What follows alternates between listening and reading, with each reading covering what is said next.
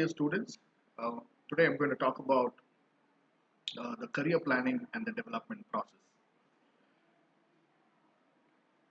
So, what do we understand by a career? Very often we talk about job and a career. Very often we say we need to be looking at making a career, with any sort of a area of interest or any sort of a job or a line of job that enables us to prepare a career. Job is temporary, something that we take up. Uh, you know, we want to start with working and then we take up a series of similar kind of jobs. When there is a consistent line of linkage between the jobs, it leads to a career. Let's look at a definition of Herbert Simon.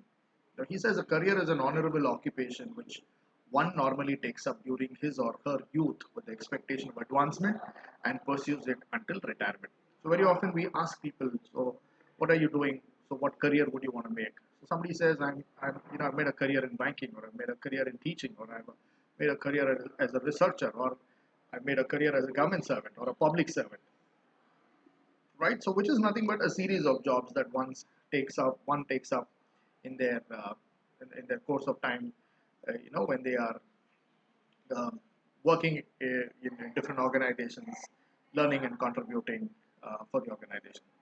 So career planning and development becomes very important.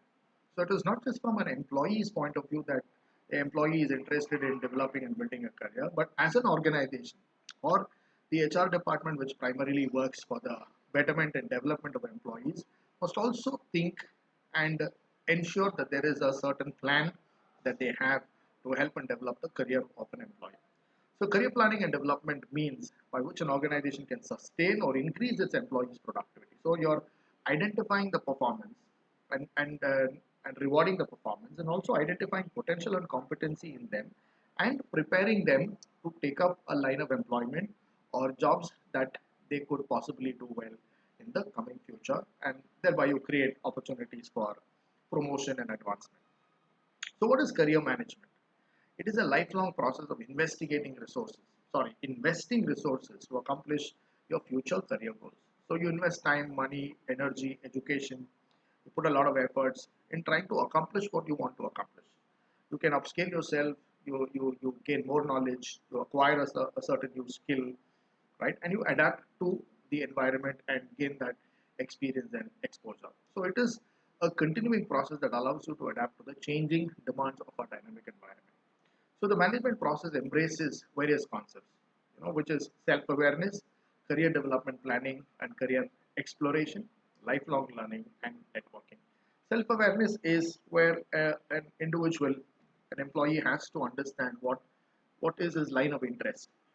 You can't take up a job or a career in an area that you're not interested in. You've got to find out what's your inner calling. What kind of a job or what kind of a career would you want to take up. So you need to do a little bit of introspection. You need to do your personal SWOT analysis and then find out what your strengths are and where those strengths can be matched with the right opportunities that are emerging in various jobs or in different organizations.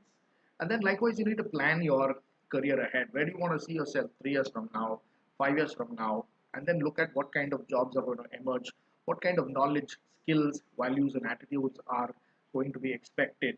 Accordingly, we've got to prepare a plan and see how we can acquire these knowledge and skills in some time. And that's what brings us to lifelong learning. So learning is a continuous process, and development is also a continuous process. So a career is not going to be built overnight. A career is something that you build over a period of time. And then you need to build some very good networks, networks that will enable you to connect with the right people in the industry, connect with the right uh, uh, you know people who can help you to give those right kind of opportunities, or give you that platform where you can really showcase your knowledge of how you can do your job and your skill, and then be able to move ahead in your career. So what are the objectives of career planning, right?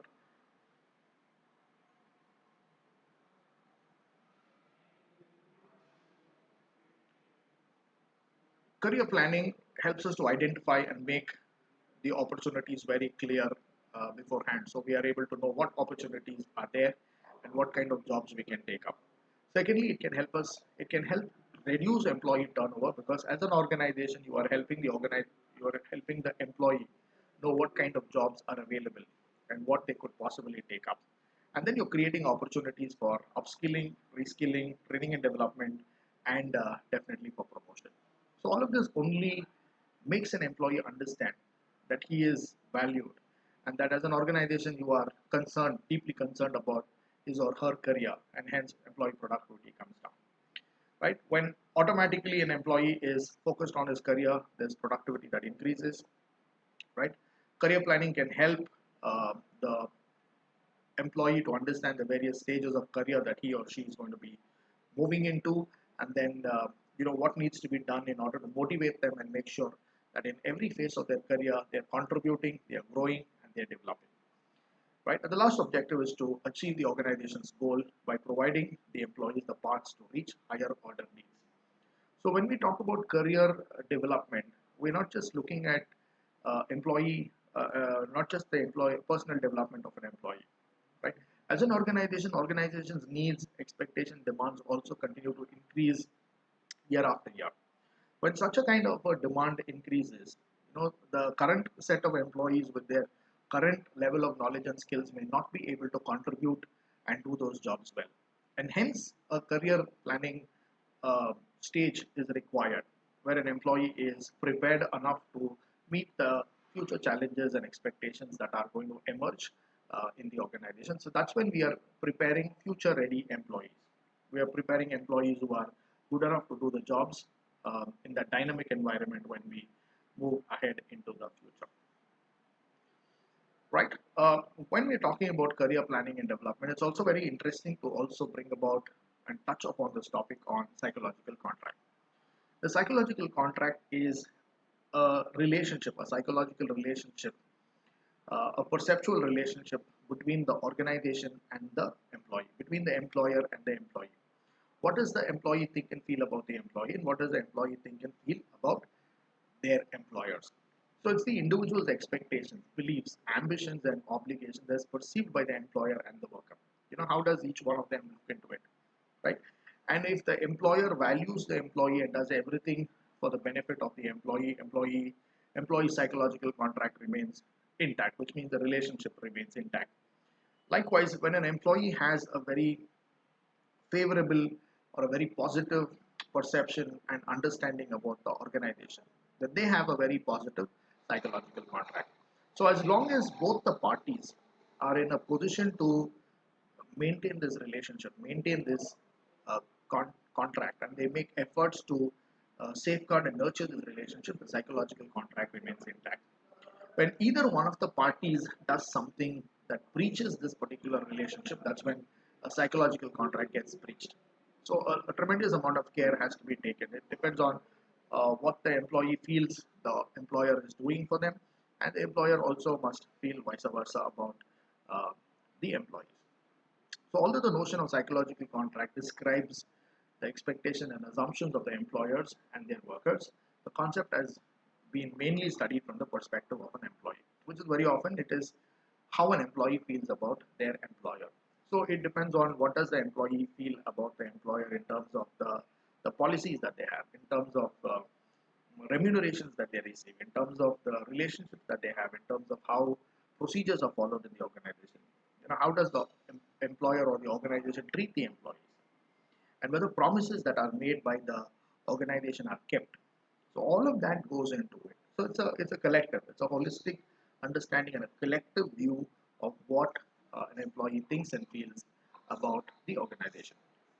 So the psychological contract, on the other hand, describes how the parties themselves understand their relationship, and that the relationship is good, then they continue to be more dedicated, continue to be more committed, continue to be more loyal, and it's a win-win kind of a situation that can come. So what all is included in a psychological contract? A psychological contract may include a sense of job security, career prospects that are provided by the organization to the employee, the training and development efforts that are taken by the organization to train employees, to upskill and reskill them, perceived fairness of pay and benefit, whether there is any sort of discrimination, and then the support of the manager or the supervisor, and employer's contribution in relation to the impact on society and communities is also something that naturally works, which is what sort of a branding and what sort of a perception the organization has in society and in the community also weighs well to be included into the psychological contract. So, what is going to be the role of the employee in career development? Because uh, career development and planning and development and the growth in employee career is something that cannot happen just by the efforts of an employer. So, an employee also has a role to play. So, what is going to be the role?